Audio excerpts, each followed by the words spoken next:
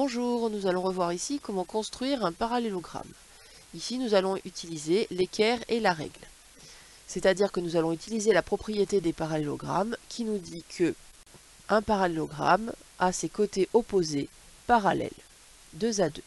Dans chacun des cas, construire le point P pour que MNOP soit un parallélogramme. Dans un premier temps, c'est toujours bien de savoir un peu approximativement la zone dans laquelle va se trouver le point P.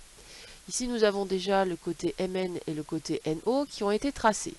Donc MNO, P va être situé dans cette zone-là. Nous allons utiliser le fait que les côtés opposés sont parallèles. C'est-à-dire que le côté OP va être porté par une droite parallèle à la droite MN. Le côté MP va être porté par une droite qui sera parallèle à la droite NO. Nous allons donc utiliser l'équerre et la règle, comme vous avez vu à l'école primaire, pour tracer la parallèle à une droite passant par un point. Nous voulons par exemple commencer par tracer le côté NP. Pour cela, je veux donc tracer la parallèle à NO passant par le point M. Je vais donc positionner mon équerre le long de mon côté NO. Maintenant, je vais utiliser ma règle et je vais positionner ma règle le long du deuxième côté ici de l'angle droit.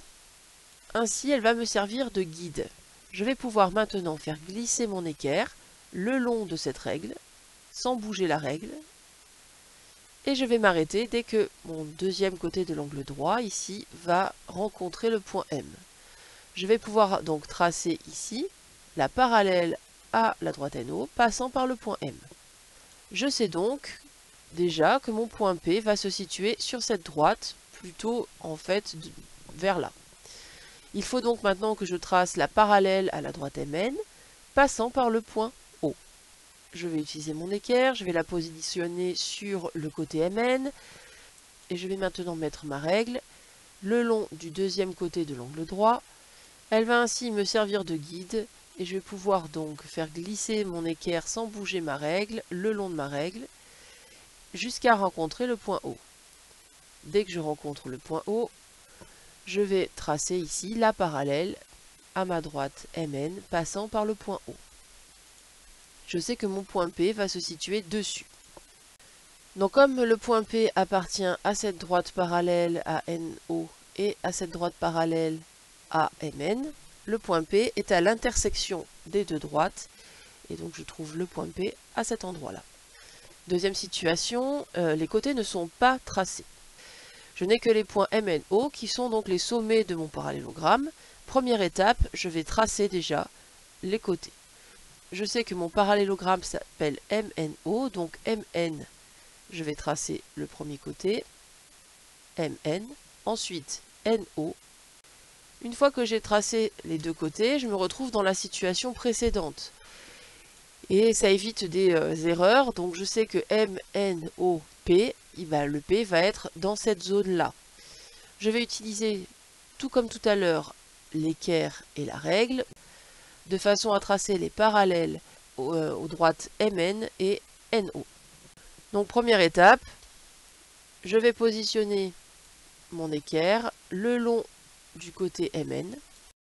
Je vais maintenant positionner ma règle le long de mon deuxième côté de l'angle droit de l'équerre pour qu'elle me serve de guide.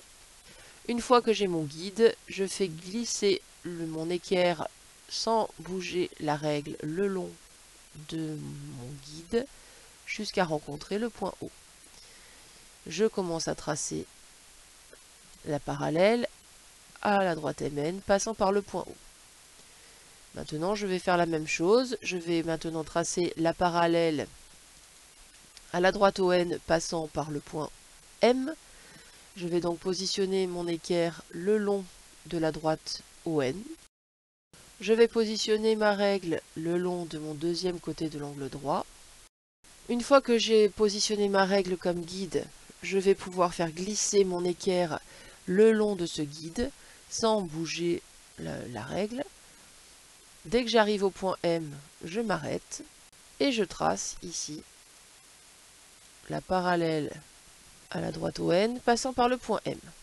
À l'intersection de ces deux droites, je retrouve mon point P. J'ai donc construit le parallélogramme MNOP. Merci d'avoir écouté.